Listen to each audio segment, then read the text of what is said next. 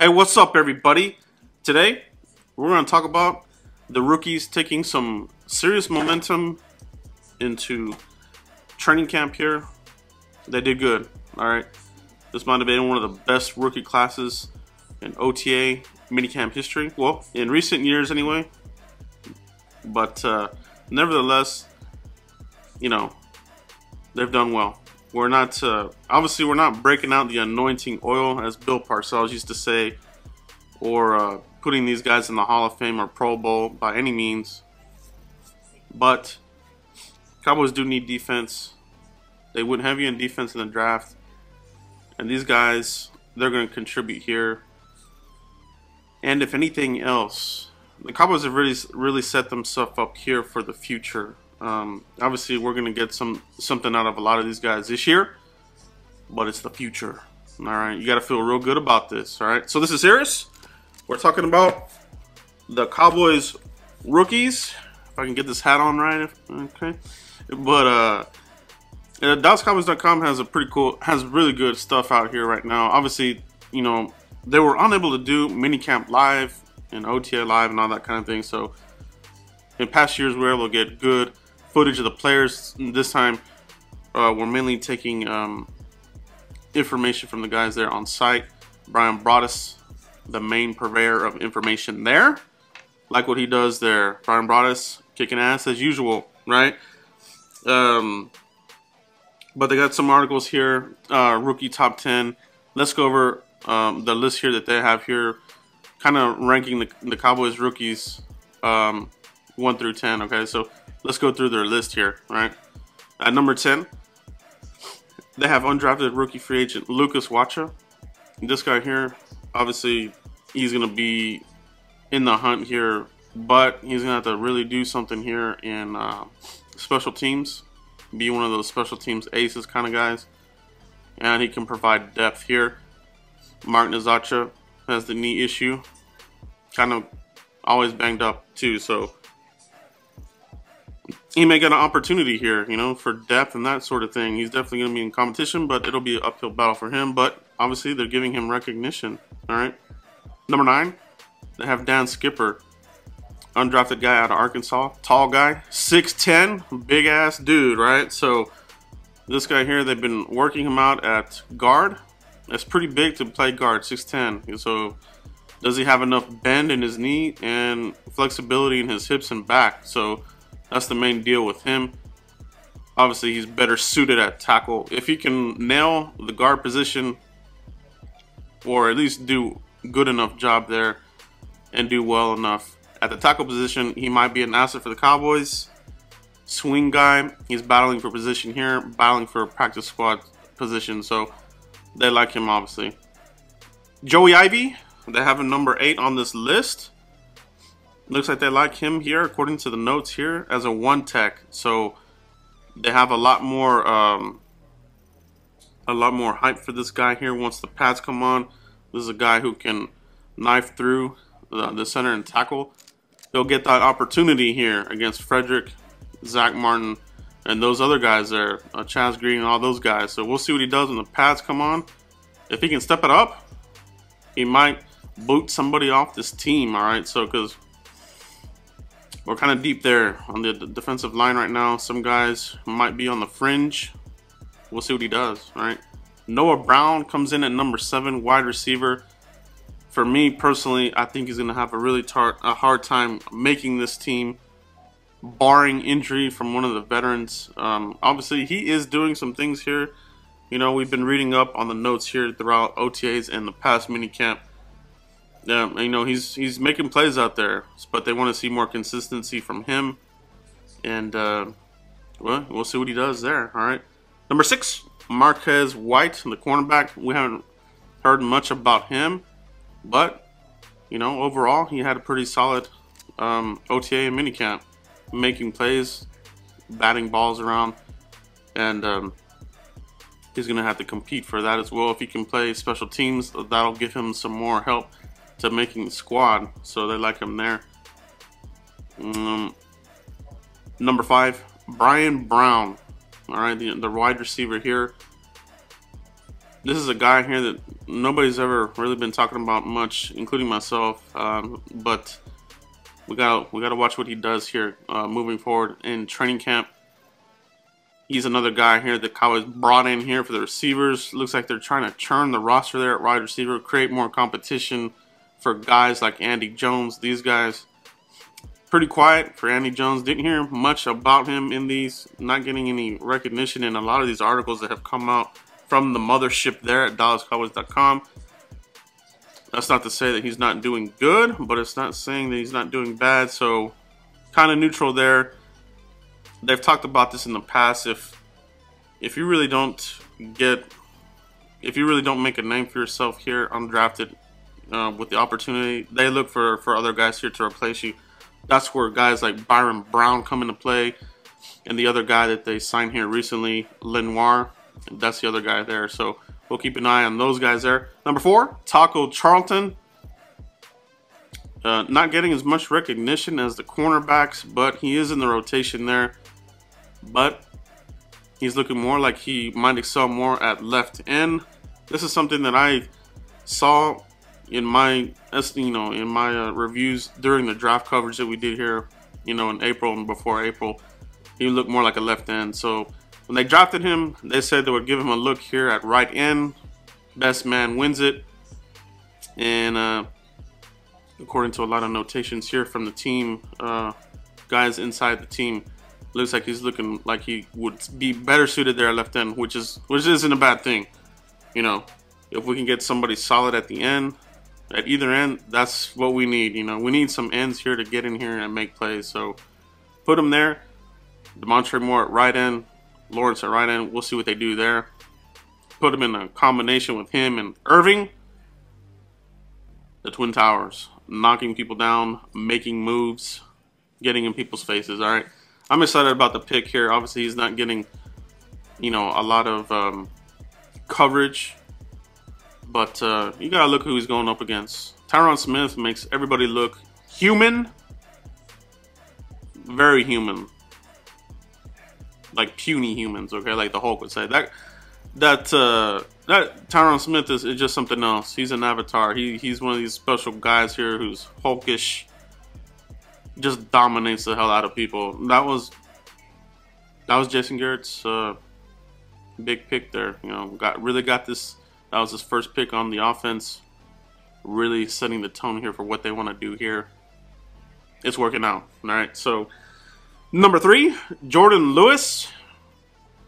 A lot of notations here that he's looking like he'll be more of a slot corner. All right. So we'll see what they do moving forward here in training camp. But it looks like a lot of the notations here are pointing more towards the slot for him. Okay, so, but they also mentioned that he can play on the outside. So we'll see what he does here. They like the versatility in a lot of these defensive backs. Has a lot of upside. Okay, number 2, Chidobe Awuzie. Versatility. All right, how about that crazy ass face? All right. Cornerback, he's playing cornerback right now. Now, here's the thing that we talked about in another video that I was talking with my scouting buddy that, in the future he could move over to safety. Okay, so we're starting to see some of this also in the team drills. It's looking like they might want to try. He may get a look here at safety, get more plays there, especially when the pads come on here, when he wants to hit some people. So keep an eye on that. They could keep him at corner this year, the next year, depending what they do with Byron Jones. That's going to be the key here. But I think the Cowboys' main thing is they're setting themselves up to not take hits if they let people walk out of here, okay? And that's very, very savvy, very smart move for the Cowboys. And we talked about that during our draft coverage. Not only are you drafting for now, but you are drafting players for future, all right? So, like, future needs, right? So,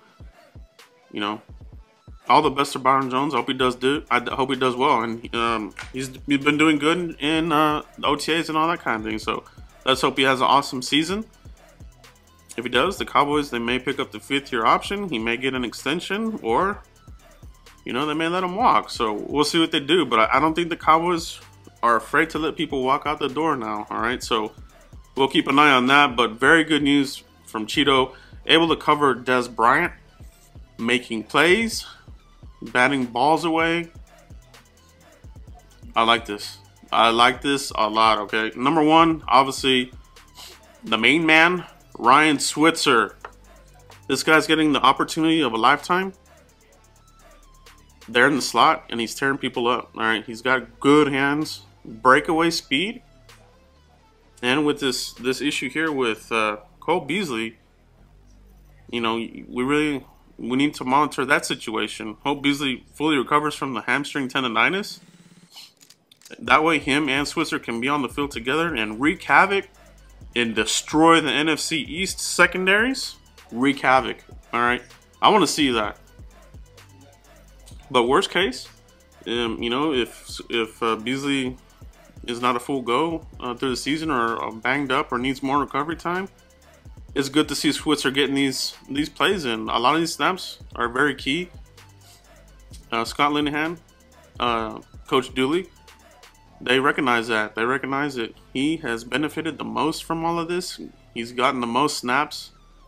You know, they've said that. I think it was Coach Dooley said that Switzer may be one of the most guys that received the most snaps in OTA history. You know, kind of jokingly, but maybe not jokingly. Getting a lot of passes, right? So, and that's what they did there for their top 10. They also had honorable mentions for Xavier Woods. Didn't make too many standout plays according to them. If he gets another interception here or two, he's probably a little bit higher. So he's close. He's close. He's definitely in the mix. He's not out of the picture. He will contribute this year. I'm pretty sure that he's gonna stick around here. The other guy, honorable mention, Woody Barron, free agent pass rusher, Virginia Tech. Tough road coming up here, but if he improves, he may be hard to cut according to them. So that's their top 10. Good information there. Another article here that they talk about, more from Broaddus. Best defensive rookie, he went with Chidobe Awuzie. Best offensive rookie, obviously, Ryan Switzer. Best defensive veteran, he liked Anthony Hitchens, Jeff Heath, and Anthony Brown. Anthony Brown, this guy's shutting people down. And a lot of these reviews and notations, reading up on him, this guy's a baller, all right? This guy's a baller. This guy might be, he's probably going to compete with one of these outside guys, Nolan Carroll, Linus Kendrick. Could end up winning it, all right? They like him in the slot, but this guy, he's in the back pocket of a lot of these receivers. He's right there hip to hip, making plays. So I like Anthony Brown a lot. I think he was a big steal for us last year. Came in, covered for Claiborne, and did good. As a matter of fact, towards the end of the season, he really shut down a lot of people. And just one of the better players in the league towards down the stretch. All right. Best offensive veteran, who do they have? Tyron Smith. Not a surprise at all. Best free agent pickup, they're going with Demontre Moore. I agree with that. He's had a strong season here. He's resurrecting his career here in Dallas, hometown area. And, excuse me, making plays. All right. NFC East, I want to see him knock Eli Manning on his ass and all the other guys. Carson Wentz, dink and dunking while he's trying to scan the field for dink and dunks. Demontre Moore, smash him to the ground, okay? I want to see that. I want to see him pressuring Kirk Cousins into another error like he always does. We like talking smack here, okay? The NFC East, I can't stand any of those teams. So, any chance I get to talk smack about those guys, I'm going to do it, all right? The other guy that they're talking about here, Bryce Butler, all right? Bryce Butler, when we saw the Cowboys drafting receivers here, Ryan Switzer and Noah Brown, we might have been kind of early to dismiss him from the team. But he's not going away. All right, he's making plays. He wants this. He's 27, but might have another small contract in him for the Cowboys if he does well this year. The other reason that they say they like him here, if Dez were to go down, he gives them that other depth there to fill the Dez type of player. Outside of that, they don't have that kind of guy with the experience. That's the main thing. They like Bryce Butler's experience, and you know, like I said, if Dez goes down, he goes in there and takes over for him, and they lean on the other receivers and other guys on the offense. So Bryce Butler's probably not going anywhere. It's gonna be an uphill battle for a lot of these young receivers, Whitehead, Noah Brown, these guys, but somebody might make it in there, you know. Jalen Smith, I talked about that there. Ready for this guy, all right? Ready to see what he does with the pads on. Can he take the rigors of moving around, taking hits, falling down, getting back up, and that sort of thing. So this is gonna be this is gonna be the litmus test for him. I'm confident in him. Can't shake this cough. Hope I'm not getting sick. What the hell? All right, but we'll see what he does. All right, Jalen Smith. We talked about him here. We've talked about all of these guys. Right. At the end of the day, it's OTAs, no pads. You know, a lot of people get a lot of fluff. They get a lot of accolades, but for some reason, this team, it feels different already. It already feels like this team's on a mission. Recommit is what Garrett talks about here. I think they bought in. They bought in fully. All right. The other thing here, last thing that we want to talk about here. I don't want this video to be too long, but tomorrow we're gonna do the giveaway. All right. So make sure you tune in tomorrow. What am I giving away? It's gonna be this right here. All right. Drew Pearson autograph. Pretty badass. Mr. 88 himself, the original. Mr. Hail Mary, this guy. Fully authenticated JSA. Fully authenticated. This is the real deal here. But we're giving this away to one lucky subscriber to the channel. This is something else. Alright, this guy needs to be in the Hall of Fame. Mr. Pearson, we love you to death. Did an awesome job there at the draft. I want a Pearson jersey, alright? But for you guys, thanks for the support through this whole time. So we're gonna give that away here. So make sure you tune in tomorrow for that giveaway video. I'll have a contest there with rules and that sort of thing. What you guys need to do to submit to win this bad boy. But that's it, guys. The week is over. All right. Thank God it's Friday. TGIF in full effect. Crack open a beer or whatever the hell you like. Wine, red wine, beer, whatever. Grab yourself a Zima. Old school. They're out right there at the grocery store. I'm just kidding. Okay, that's a nasty ass beer back in the day. I'm more of a traditional beer guy myself, but cheers to you guys. All right, can't do this without you. All right, so please like, subscribe, share, the whole nine. I really appreciate you guys. We'll see you here for the next video. Thanks, guys.